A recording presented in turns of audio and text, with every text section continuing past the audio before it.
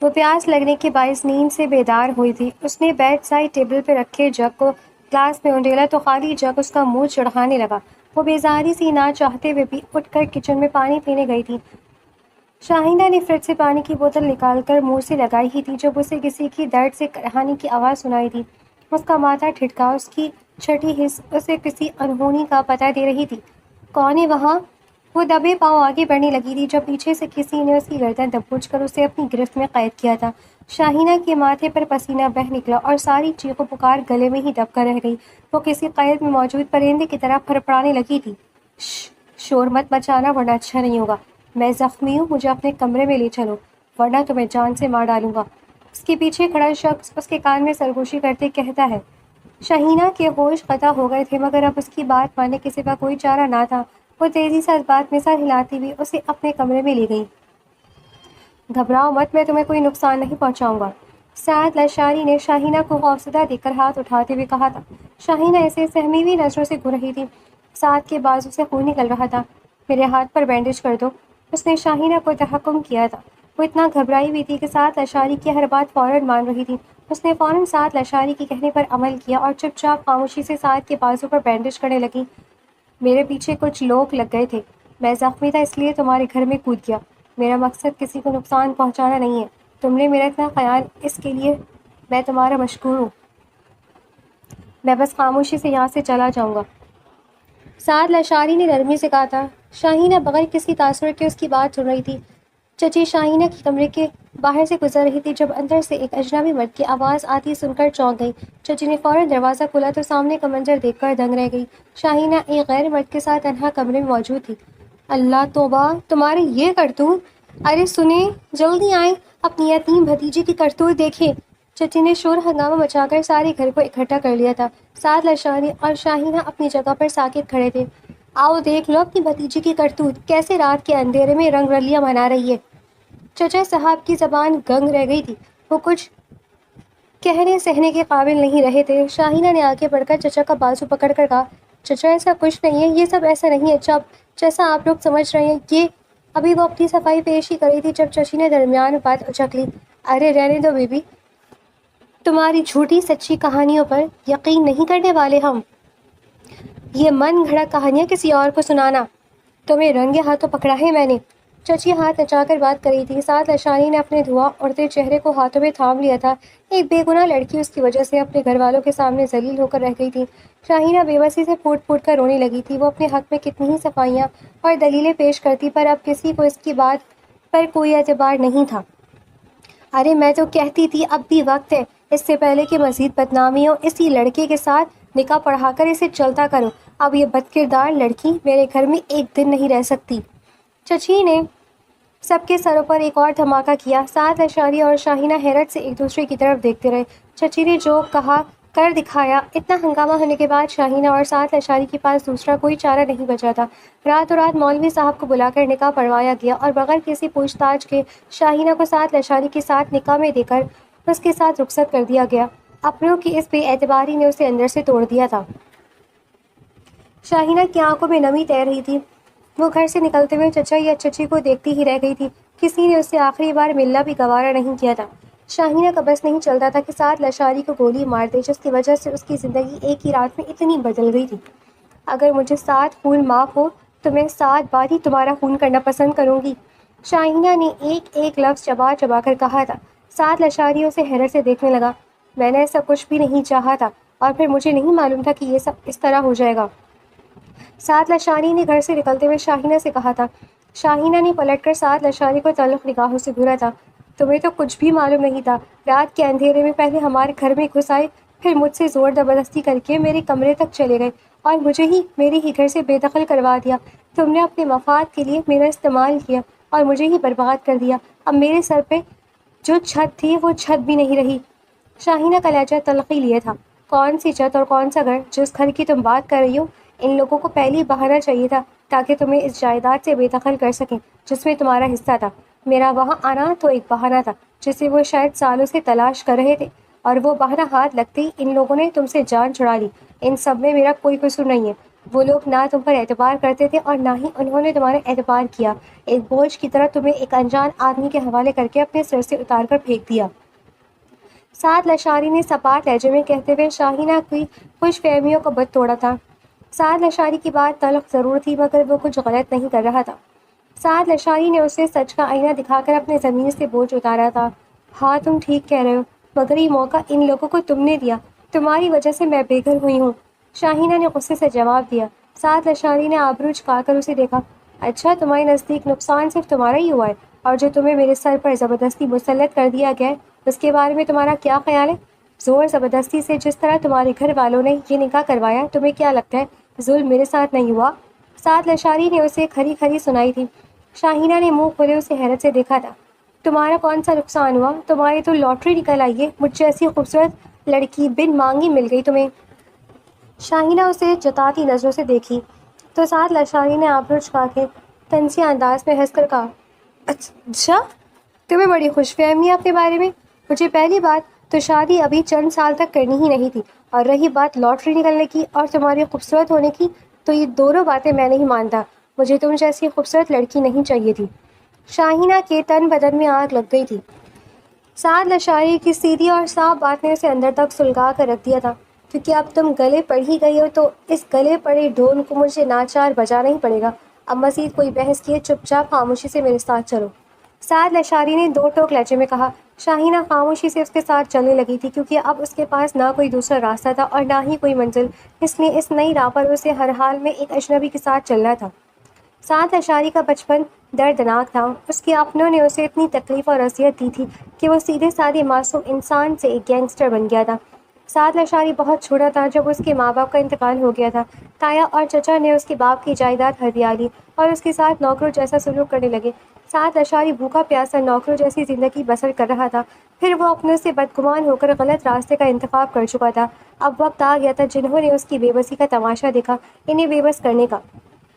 سعد لشاری اس بار ایک منصوبے کے تحت واپس آیا تھا۔ اس نے ان سبھی سے اپنوں سے اپنے دردناک بچپن کا حساب لیا تھا۔ پہلے وہ ایک کمزور معصوم بچہ تھا، مگر اب وہ ایک طاقتور گینگسٹر بن چکا تھا، شہر کا سب سے بڑا اور بدنام گینگسٹر جس کے نام سے دنیا کانپتی تھی۔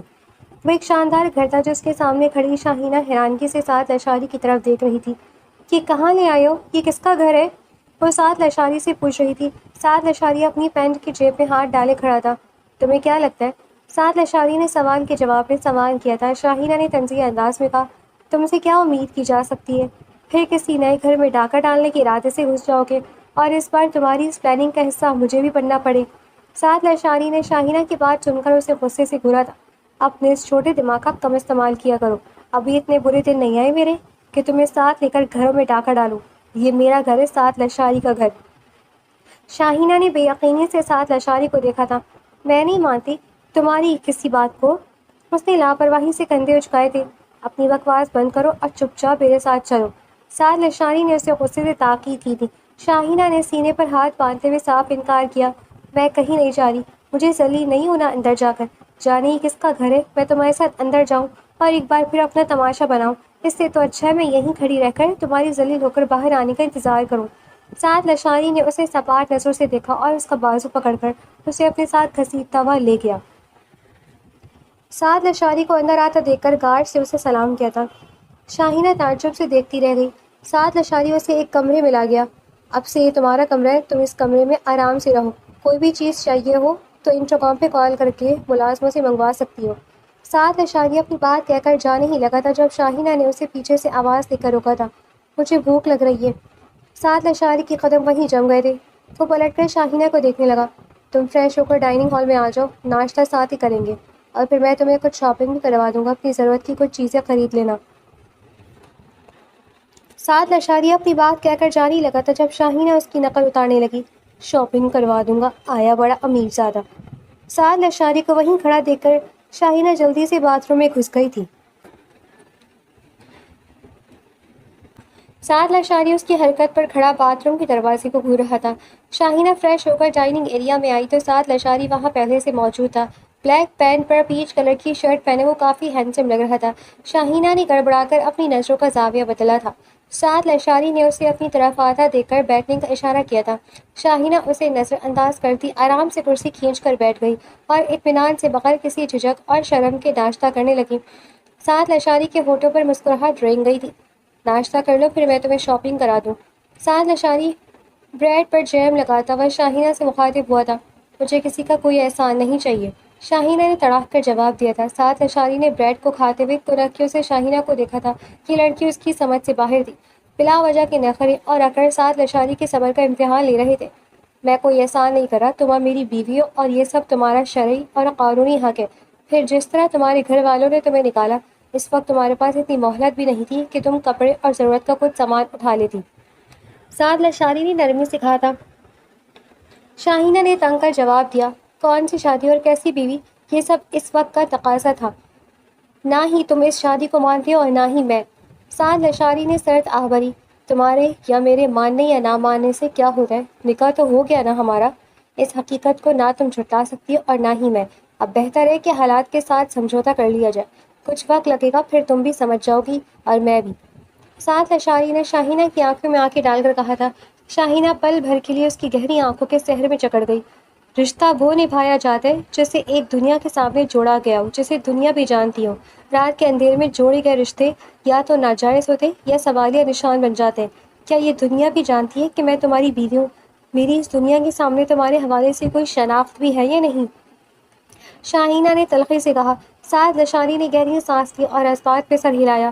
ٹھیک ہے، اگر تم یہی چاہتی ہو تو یہ بھی ہو جائے گا۔ سعد لشاری کے لیے یہ کوئی مشکل کام نہیں۔ میں ہمارے ولیمے کا ریسیپشن رکھ رہا ہوں، ساری دنیا کو معلوم ہو جائے گا کہ تم میری بیوی ہو۔ اور کچھ؟ سعد لشاری اسے دیکھ رہا تھا، وہ گڑبڑا کر رہ گئی۔ سعد لشاری نے سارے سوال اور جواب ہی ختم کر دیے تھے۔ شاہینہ خاموشی سے جوس پینے لگی اور سعد لشاری اس کے لاجواب ہونے پر مسکرانے لگا تھا۔ شاپنگ مال میں سعد لشاری کے ساتھ شاہینہ قدم سے قدم ملا کر چل رہی تھی۔ ایویلیٹر پر چڑھتے ہوئے شاہینہ ڈر رہی تھی۔ جب سعد لشاری نے اس کا کپکپاتا وہ ہاتھ اپنے مضبوط ہاتھ میں تھاما اور اسے اپنے ساتھ کھینچتا ہوا ایویلیٹر پر چڑھا رہا تھا۔ ڈر کے مارے شاہینہ سعد لشاری کے مزید قریب ہو گئی تھی۔ سعد لشاری اس کی اس حرکت پر محفوظ ہوتا ہوا اسے اپنی باہوں کے حصار میں لے چکا تھا۔ شاہینہ کسی ٹرانس کسی کیفیت میں اس کے ساتھ لگی ہوئی تھی۔ اوپر کے فلور پر پہنچ کر اب وہ اسے اپنے ساتھ لیے ایک بوتیک میں گیا جہاں لیڈیز کپڑوں کی ڈھیر ساری ورائٹی تھی۔ فارمل ڈریسز اور کیجول ڈریسز کی اعلیٰ قسم کی ورائٹی کی بھرمار تھی۔ سعد لشاری کیجول ڈریسز کے ہینگرز شاہینہ پر لگا لگا کر دیکھ رہا تھا۔ یہ اچھا ہے، لے لیتے ہیں۔ وہ خود کلامی کرتا ہوا اپنی پسند سے کافی ڈریسز شاہینہ کے لیے پیک کروا چکا تھا اور وہ خاموش کھڑی سعد لشاری کو لا تعلقی سے دیکھ رہی تھی۔ اب آپ ایسا کریں کہ ولیمے کے حساب سے کوئی فینسی برائڈل ڈریسز دکھائیں، وہ سامنے کھڑی ڈیزائنر سے کہہ رہا تھا اور وہ ڈیزائنر خوشی خوشی ایک ایک اچھا پیس نکال کر سعد لشاری کو دکھا رہی تھی۔ شاہینہ تم ایسا کرو، یہ سب باری باری ڈریسز ٹرائی کرو، ایسے تو مجھے سمجھ نہیں آ رہا کہ ہمارے ولیمے کے لیے کیا پرفیکٹ رہے گا۔ سعد لشاری شاہینہ کو سبھی ڈریسز کے ہینگرز تھمائے تاکید کرتا ہے۔ شاہینہ کسی روبوٹ کی طرح اس کی تاکید پر عمل کرتی ہوئی چینجنگ روم میں چلی گئی۔ وہ بیبی پنک رنگ کی خوبصورت میکسی تھی جس پر سلور سٹون کا نازک سا کام ہوا تھا۔ شاہینہ اس خوبصورت ڈریسز کو پہنے کسی شہزادی کی طرح لگ رہی تھی۔ وہ پیروں کو چھوتی میکسی کو سائڈ سے اٹھائے جب سعد لشاری کے سامنے آئی تو پل بھر کے لیے سعد لشاری اپنی پلک تک نہ جھپکا سکا۔ یہ کیسی ہے؟ وہ اس سے نروس ہوتی پوچھ رہی تھی اور وہ مسکرا کر اس بات میں سر ہلانے لگا۔ اچھی لگ رہی مگر دوسری بھی ٹرائی کرو، شاید وہ اس سے زیادہ اچھی لگے۔ سعد لشاری کی فرمائش پر شاہینہ گہری سانس لیتی دوبارہ چینجنگ روم میں چلی گئی تھی۔ اب وہ سفید رنگ کی خوبصورت سی میکسی پہنے باہر نکلی تھی جس کی ہاف سلیو لیس تھیں اور جس پر ہیرو کی طرح دمکتے سفید سٹون کا باریک کام تھا جو اس میکسی کی خوبصورتی میں مزید اضافہ کر رہا تھا۔ شاہینہ پر سفید رنگ بہت سوٹ کر رہا تھا، اس کا اپنا رنگ بھی میکسی سے میچ کرتا تھا۔ سعد مبہوت سا اسے دیکھتا رہ گیا۔ ایک کے بعد دوسرا اور دوسرے کے بعد تیسرا اور چوتھا سبھی ڈریسز اس نے سعد لشاری کی فرمائش پر ٹرائی کیے تھے۔ اب وہ لیمن کلر کی میکسی کو زیب تن کے ساتھ لشاری کے سامنے کھڑی تھی۔ اب تک تمہیں سمجھ نہیں آیا کہ کون سا ڈریس لینا چاہیے؟ وہ بیزاری سے سوال کری تھی۔ سعد لشاری نے مسکرا کر اس کا گال تھپکا۔ مجھے سمجھ آ چکا ہے، شاہینہ نے حیرانگی سے کہا۔ کیا؟ سعد لشاری پلٹا اور ڈیزائنر کی طرف مخاطب ہوا۔ آپ یہ سبھی ڈریسز پیک کر دیں، میری بیوی پر یہ سب سوٹ کر رہے ہیں، مجھے یہ سب ڈریسز چاہیے۔ شاہینہ حیرت زدہ سی سعد لشاری کو دیکھتی رہ گئی اور ڈیزائنر خوشی ہوتی اسباب میں سر ہلانے لگی۔ ایسے دلہے بہت کم آتے تھے جو اپنی دلہن کے لیے ساری دکان پیک کروا کر لے جاتے تھے۔ سعد لشاری نے اسے جولری دلاتا ہے اور پھر لیڈیز سینڈل کی بوتیک میں جا کر اس کے قدموں بیٹھا اسے ایک ایک جوتا پہنا کر دکھ رہا تھا۔ وہ جھجک کر کہتی ہے، تم یہ سب کیوں کر رہے ہو؟ اللہ کا شکر ہے میرے ہاتھ ہیں، میں خود پہن کر دیکھ سکتی ہوں۔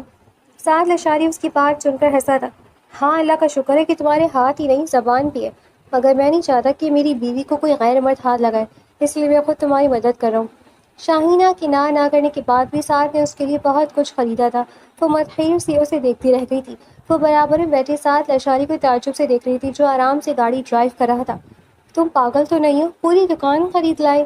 وہ بے یقینی سے سعد لشاری کو دیکھ رہی تھی جب وہ ایک نظر شاہینہ پر ڈال کر دوبارہ سامنے دیکھنے لگا تھا۔ اس میں پاگل کی کیا بات ہے؟ میں اتنی حیثیت رکھتا ہوں کہ وہ پورا مال خرید سکوں۔ تمہیں تو خوش ہونا چاہیے، سارے شوہر ایسے نہیں ہوتے۔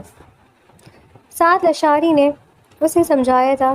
شاہینہ نے آنکھیں سکیڑ کر اسے دیکھا۔ یہی تو مسئلہ ہے کہ سب کے شوہر ایسے نہیں ہوتے کہ پورا مال ہی خرید لیں۔ ہم ایک دوسرے کو ڈھنگ سے جانتے نہیں۔ مجھے کچھ نہیں معلوم کہ تم کیا کرتے ہو، تمہارا پیشہ کیا ہے، تمہارے پاس اتنا پیسہ کیسے ہے، اور یہ سارا پیسہ وائٹ ہے یا بلیک؟ میں کیونکہ اب تمہاری بیوی ہوں تو یہ سب باتیں جاننے کا حق ہے مجھے۔ شاہینہ نان سٹاپ بولے جا رہی تھی جب سعد لشاری نے اس کے لبوں پر اپنا ہاتھ رکھ کر اسے خاموش کرایا تھا۔ مجھے نہیں معلوم تھا کہ تم اتنی بولتی ہو، اور وہ بھی نان سٹاپ۔ وہ اس کی آنکھوں میں دیکھتے ہوئے کہتا ہے، تھوڑا سا سانس لو، پانی پیو اور ریلیکس ہو جاؤ۔ میں کہیں بھاگا نہیں جا رہا، نہ ہی تم کہیں جا رہی ہو۔ ابھی وقت ہے اور میں پہلے ہی تمہیں بتا چکا ہوں، ہم دونوں کو کچھ وقت چاہیے ایک دوسرے کو سمجھنے میں اور جاننے میں۔ تھوڑا وقت لو، مجھے جانو اور سمجھو، پھر کوئی فیصلہ یا رائے میرے بارے میں قائم کرنا۔ سعد لشاری اپنی بات مکمل کرتا اس کے لبوں سے اپنا ہاتھ ہٹا چکا تھا اور اب وہ ڈرائیو کر رہا تھا۔ شاہینہ خاموش تھی، بالکل خاموش۔ سعد لشاری نے پارلر کے باہر گاڑی روکی تھی۔ رات کو ہمارا ریسیپشن ہے، تم اندر پارلر میں جاؤ، اپنا نام بتانا کہ تم مسز سعد لشاری ہو، تمہارا سارا ٹریٹمنٹ اور میک اوور وہ خود کر دیں گے۔ میں تمہاری اپائنٹمنٹ پہلے ہی لے چکا ہوں، تم اب جاؤ، میں کچھ ہی گھنٹوں میں تمہیں پک کر لوں گا۔ سعد لشاری نے اس کی طرف کا دروازہ کھولا تھا۔ وہ چپ چاپ خاموشی سے اپنا ڈریس اٹھا کر پارلر کے اندر چلی گئی اور سعد اس کے جاتے ہی گاڑی موڑ چکا تھا۔ وہ ریسیپشن پر کھڑی اپنا نام بتا رہی تھی، میں مسز سعد لشاری ہوں۔ ریسیپشن پر بیٹھی لڑکی نے مسکرا کر اس کا ویلکم کیا اور اسے اپنے ساتھ اندر لے گئی۔ اب اس کا ٹریٹمنٹ شروع ہو چکا تھا۔ اس کی اسکن پر بلیچ فیشل کیا گیا، جسم پر ویکس کی، اس کی آئی برو اور اپر لپ بنائی گئی۔ اب اس کے بالوں کو بلو ڈرائی کیا جا رہا تھا۔ سارے اسٹیپ پورے ہونے کے بعد اب اس کا میک اوور کرنا شروع کیا گیا تھا۔ اپنا آخری لک آئینے میں دیکھ کر وہ خود دنگ رہ گئی تھی۔ اسے یقین نہیں آ رہا تھا کہ یہ وہی ہے۔ سعد لشاری گرے رنگ کے 3 پیس سوٹ میں ملبوس انتہائی ڈیشنگ لگ رہا تھا۔ وہ کوئی 5ویں بار اپنی کلائی پر بندھی ڈائمنڈ کی گھڑی دیکھ رہا تھا۔ اسی لمحے پارلر کے انٹرنس سے شاہینہ باہر آتی دکھائی دی، گرے رنگ کی نازک کامدار ساڑی پہنے، جب کھلے بالوں کو کندھوں پر ایک طرف ڈالے ہوئے لائٹ سے میک اوور میں وہ نئی سی شاہینہ سیدھی سعد لشاری کے دل میں اترتی چلی گئی تھی۔ اس کے دل نے ایک بیٹ مس کی تھی۔ وہ پر اعتماد سے چلتی ہوئی سعد لشاری کے سامنے آ کھڑی ہوئی تھی۔ وہ بغیر پلک جھپکے اسے مبہوت سا دیکھتا رہ گیا۔ شاہینہ نے اپنے ہونٹوں پر بکھرتی شرمیلی مسکراہٹ کو روکنا چاہا تھا مگر وہ روک نہ سکی۔ یو لکنگ گارجیس، سعد لشاری نے دل سے اس کی تعریف کی تھی۔ شاہینہ نے سر جھکا لیا۔ سعد لشاری اب اس کے لیے گاڑی کا دروازہ وا کرتا ہے۔ شاہینہ اپنی ساڑی کا پلو سنبھالتی ہوئی گاڑی میں بیٹھ چکی تھی۔ سعد لشاری نے اپنی سیٹ سنبھالی تھی اور گاڑی سٹارٹ کی۔ دو دل ایک نئے راستے پر چل پڑے تھے اپنی منزل کا پتہ کرنے۔ ہال مہمانوں سے کھچا کھچ بھرا پڑا تھا۔ وہ اسٹیج پر سعد لشاری کے برابر میں بیٹھی تھی۔ سبھی مہمان اسٹیج پر آتے، انہیں مبارکباد پیش کرتے اور گفٹ دے کر چلے جاتے۔ شاہینہ کے لیے یہ سب ایک خواب تھا، ایک خوبصورت خواب۔ بس دل ڈر رہا تھا کہ کہیں آنکھ کھلنے پر یہ خواب ٹوٹ نہ جائے۔ اب تو خوش ہونا تم، سعد لشاری نے اس کے کان میں مدھم سی سرپوشی کی تھی۔ شاہینہ حیرت سے اسے دیکھنے لگی۔ کیا مطلب؟ سعد اس کی نا سمجھی پر مسکرایا۔ مطلب یہ کہ تم یہی چاہتی تھی نا کہ میں تمہیں سب کے سامنے اپنی بیوی مانوں اور تمہیں تمہارا جائز حق دوں۔ میں اپنا وعدہ پورا کر چکا ہوں، اب تمہاری باری ہے، تمہیں بھی مجھے شوہر ہونے کا حق دینا ہوگا۔ سعد لشاری نے دھیمے لہجے میں سرگوشی کی تھی۔ شاہینہ کے پورے وجود میں سنسنی دوڑ گئی۔ سعد لشاری مایوسی خیزی سے مسکراتا ہوا اسے دیکھنے لگا تھا۔ اور وہ خاموش ہو کر سر جھکا گئی۔ کھانا کھل چکا تھا، سبھی مہمان کھانا کھانے لگے تھے۔ سعد لشاری نے شاہینہ کا ہاتھ اپنی گرفت میں لے لیا تھا۔ آج بہت خوبصورت لگ رہی ہے تم مسز سعد، سعد لشاری نے شاہینہ کی طرف جھکتے ہوئے گھمبیر لہجے میں کہا تھا۔ شاہینہ اس اچانک تبدیلی پر حیران تھی۔ کل تک جو شخص اس شادی سے خوش ہی نہیں تھا، آج اس کی نظریں اور لہجہ سب کچھ بدلا ہوا تھا۔ شاہینہ نے اپنا ہاتھ سعد کے ہاتھ میں دبا دیکھا تو خاموشی سے سر جھکا لیا۔ سعد اس کے چہرے پر بکھرتے شرم و حیا کے رنگوں کو دلچسپی سے دیکھ رہا تھا۔ ولیمے کے فنکشن سے فارغ ہو کر جب وہ دونوں گھر لوٹے تو سعد لشاری اسے اپنے کمرے میں لے آیا تھا۔ کمرہ پھولوں کی سیج سے سجایا گیا تھا۔ کمرے کے فرش پر ہر طرف گلاب کی پتیاں بکھری ہوئی تھیں۔ ڈریسنگ ٹیبل پر موم بتیاں جلائی گئی تھیں، ہر طرف موتیاں اور گلاب کی خوشبو فضا میں بکھری ہوئی تھی۔ کمرے کی خوبصورت ڈیکوریشن دیکھ کر شاہینہ دنگ رہ گئی تھی۔ کیسا لگا تمہیں ہمارا مشترکہ روم؟ سعد لشاری نے باہیں کھول کر سوال کیا تھا۔ میں نے سوچا کبھی تم بعد میں یہ شکایت کرو کہ میں نے تمہارے ارمان پورے نہیں کیے، تمہارے لیے سیج نہیں سجائی، مگر یقین جانو صرف کمرہ ہی نہیں، میرا دل بھی تمہارے لیے سجا ہوا ہے۔ سعد لشاری نے شاہینہ کا ہاتھ تھام کر اپنے لبوں سے لگایا تھا۔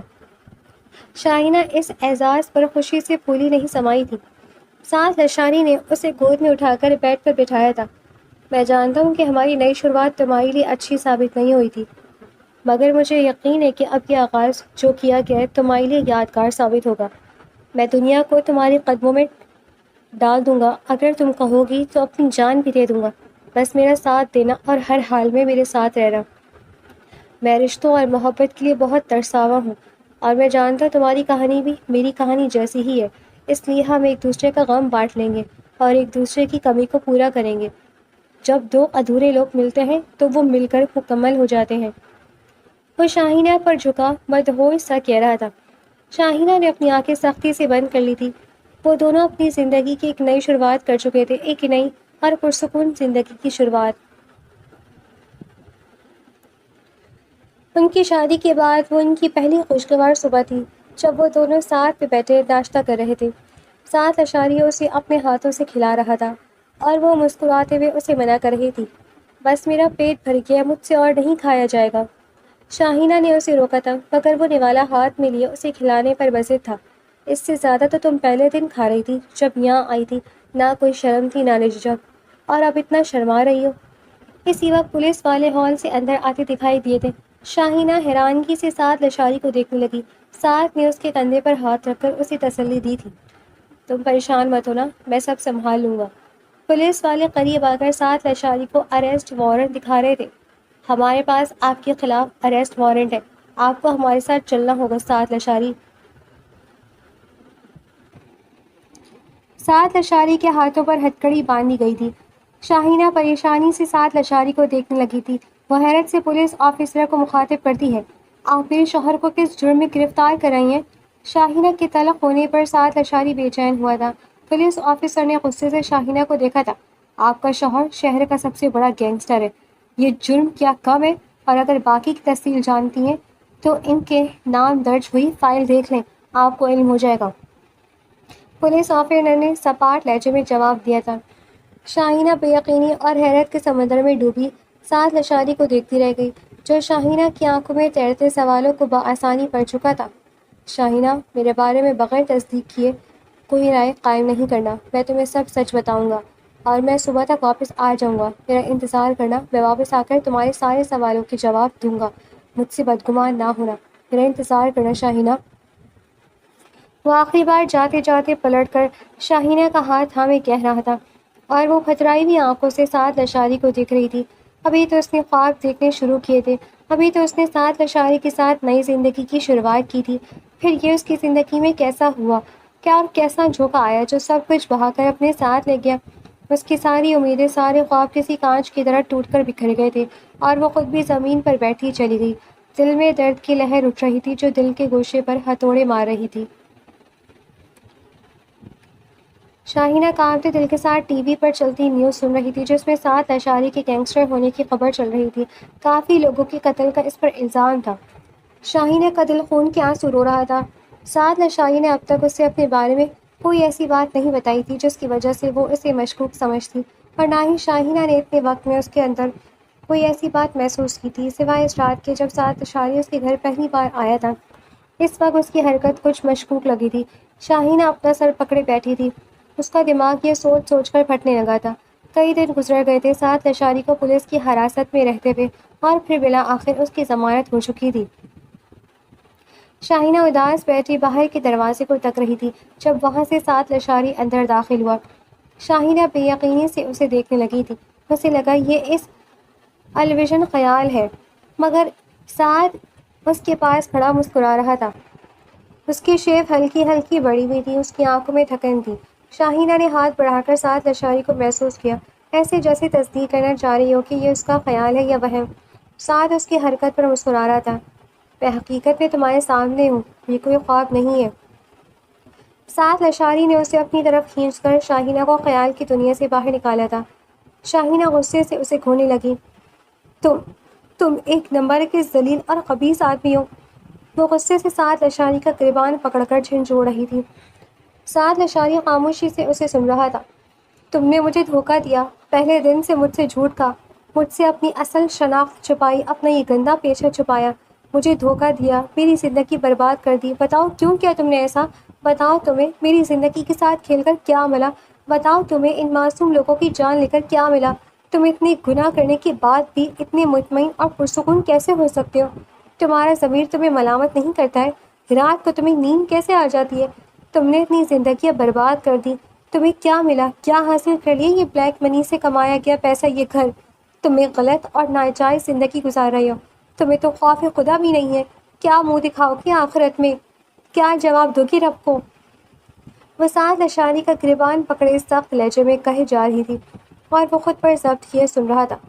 اپنی ہی کہو گی یا میری بھی سنو گی؟ سعد لشاری نے بس یہ کہا تھا، اور شاہینہ نے اپنی گرفت ڈھیلی کر کے اس کا گریبان چھوڑ دیا۔ ہاں میں ایک گینگسٹر ہوں، مگر یہ روپیہ، پیسہ اور گھر میری بلیک منی سے کمایا گیا نہیں ہے۔ یہ سب میری جائیداد ہے، میرے باپ کی جائیداد، جس پر میرے ماں باپ کے مرنے کے بعد میرے چچا اور تایا نے قبضہ کیا تھا۔ میں نے ان سے بس اپنا حق چھینا ہے، کیونکہ یہ سب میرا تھا، اور میں پھر بھی اپنا بچپن سڑکوں پر بھوکا رہ کر گزارتا رہا۔ میں نے بھوک نہیں کاٹی، میں نے ایک عمر تک فاقہ کیا ہے۔ میں نے سڑک پر رات نہیں گزاری، میں نے سڑک پر اپنی آدھی زندگی گزاری۔ اپنوں کے ہوتے ہوئے بھی میں غیروں میں پلا بڑا ہوں۔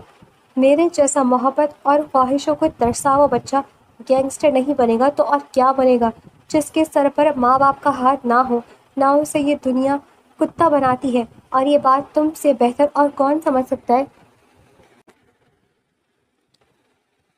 تمہاری اور میری کہانی مختلف ضرور ہو سکتی ہے، مگر ہمارے درد اور محرومیاں ایک ہی ہیں۔ فرق صرف اتنا ہے کہ تم اسی گھر میں رہ کر ظلم سہتی رہی اور بگڑی نہیں، اور میں اس گھر سے نکالے جانے کے بعد بگڑا ہوا انسان بن گیا۔ میں نے ان لوگوں کو سزا دی جو سزا کے لائق تھے۔ میرے رشتہ داروں نے میرے ساتھ شروعات سے ناانصافی کی تھی۔ میں نے انہیں کوئی تکلیف نہیں دی، میں نے بس اپنا حق واپس لیا۔ میں نے کسی معصوم کی جان نہیں لی۔ میں نے ان لوگوں کا قتل کیا جو قتل کیے جانے کے قابل تھے، جنہوں نے غریب لوگوں کو اپنے اشاروں پر نچا رکھا تھا۔ میں گینگسٹر ضرور بنا، مگر ان لوگوں کے لیے جو بے بس اور محتاج لوگوں کا فائدہ اٹھا رہے تھے۔ میں نے غلط لوگوں کے ساتھ غلط ضرور کیا ہے، مگر کسی بے گناہ اور صحیح آدمی کو میں نے نقصان نہیں پہنچایا۔ یقین جانو میں اتنا برا نہیں ہوں جتنا تم مجھے سمجھ رہی ہو۔ میں نے غلط لوگوں کو ان کے انجام تک پہنچایا ہے، مگر کسی بے قصور کو سزا نہیں دی۔ سعد لشاری، جس سے ایک دنیا ڈرتی تھی، وہ ایک لڑکی کے سامنے بے بس کھڑا تھا۔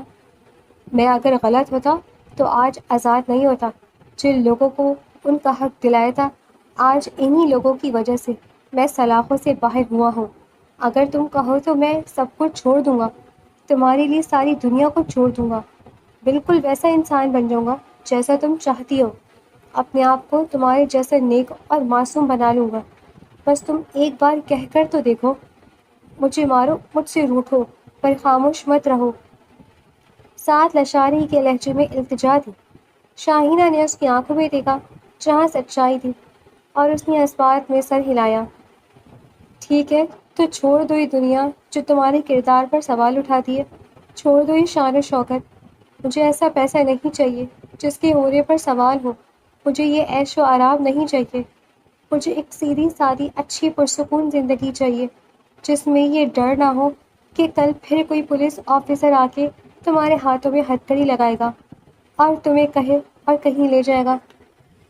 مجھے تمہاری نیک نامی چاہیے، میں کسی چھوٹے سی گھر میں بھی گزارا کر لوں گی مگر وہ تمہاری جائز کمائی کا ہو۔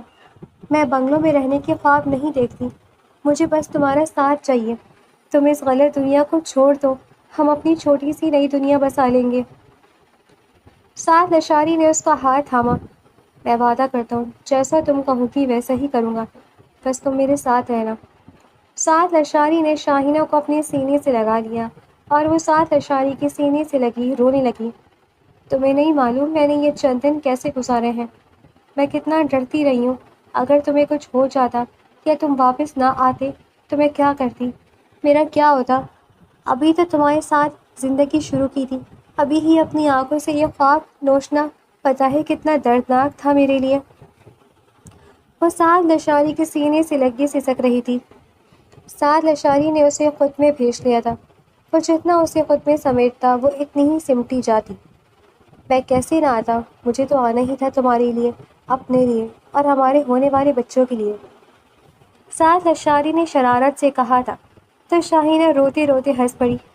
میں آ گیا ہوں، تم فکر نہ کرو، اب ٹھیک ہو جائے گا سب۔ وہ اپنے ہاتھوں کے پیالے میں شاہینہ کے چہرے کو تھامے محبت سے کہہ رہا تھا۔ شاہینہ نے مسکرا کر اس بات میں سر ہلایا۔ سعد لشاری نے اس کے دونوں ہاتھوں کو تھام کر اپنے لبوں سے لگایا۔ اس کا بس نہیں چلتا تھا کہ شاہینہ کو ایک پل کے لیے بھی خود سے دور نہ ہونے دے۔ تم اپنے کپڑے پیک کروا لو، ہم یہاں سے دور چلے جائیں گے، ایک نئی دنیا میں جہاں کوئی مصیبت اور پریشانی کا سایہ تک بھی ہم تک نہیں پہنچے گا۔ شاہینہ نے اس بات میں سر ہلایا تھا۔ ہاں، اور یہ گھر؟ شاہینہ نے سوالیہ نظروں سے اسے دیکھا تھا۔ سعد لشاری مسکرایا۔ میں یہ گھر اپنے جیسے یتیم بچوں کے نام کر چکا ہوں۔ سعد لشاری کی بات سن کر شاہینہ خوش ہوئی تھی۔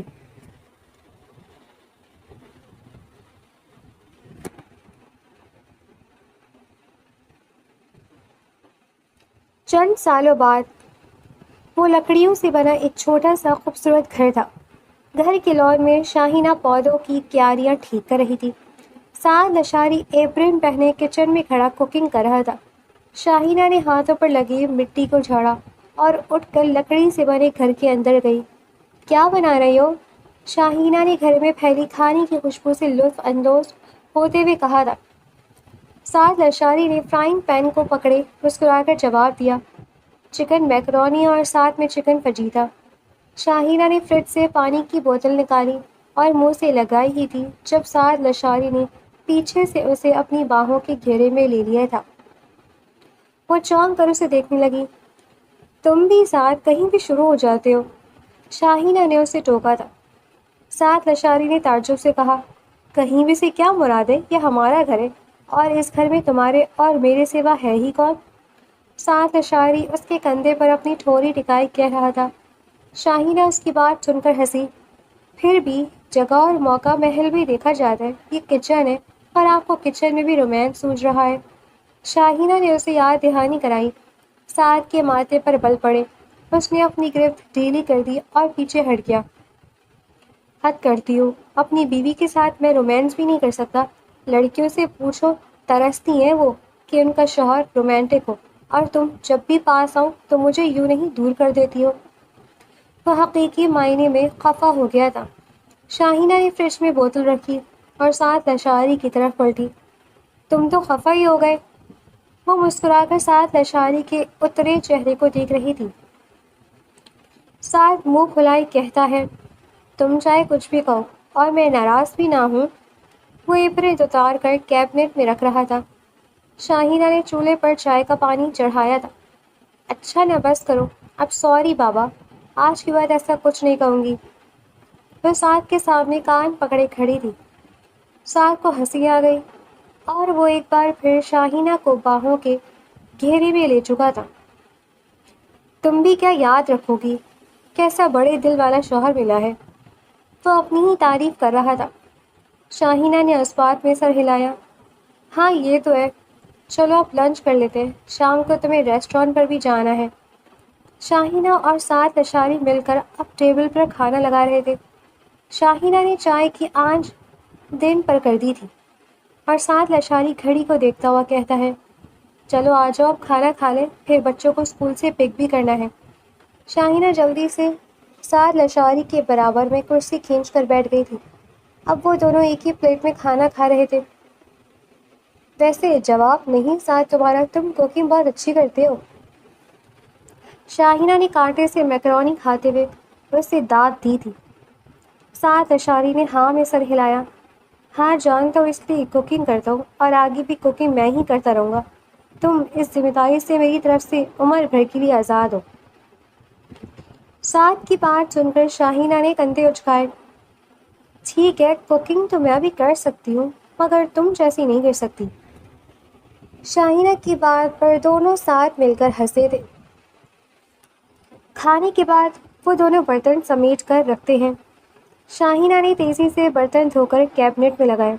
سعد لشاری نے گاڑی نکالی اور گاڑی کا ہارن بجایا۔ 1 منٹ، وہ جلدی سے اپنے ہاتھ پوچھتی ہوئی گھر سے باہر نکلی تھی۔ سعد لشاری اس کا گاڑی میں انتظار کر رہا تھا۔ شاہینہ نے فرنٹ ڈور وا کیا اور سعد کے برابر میں بیٹھ گئی تھی۔ سعد نے گاڑی سٹارٹ کی۔ راستے میں بچوں کے لیے آئس کریم لے لینا، دیکھ کر خوش ہو جائیں گے، شاہینہ نے سیٹ بیلٹ باندھتے ہوئے کہا۔ سعد لشاری نے ہاں میں سر ہلایا۔ وہ لوگ بچوں کو اسکول سے پک کرنے چلے گئے تھے۔ ان کی زندگی میں خوشیاں اور بہاریں تھیں، ماضی کی بری پرچھائیاں پیچھے رہ گئی تھیں اور مستقبل کا روشن سورج ان کا منتظر تھا۔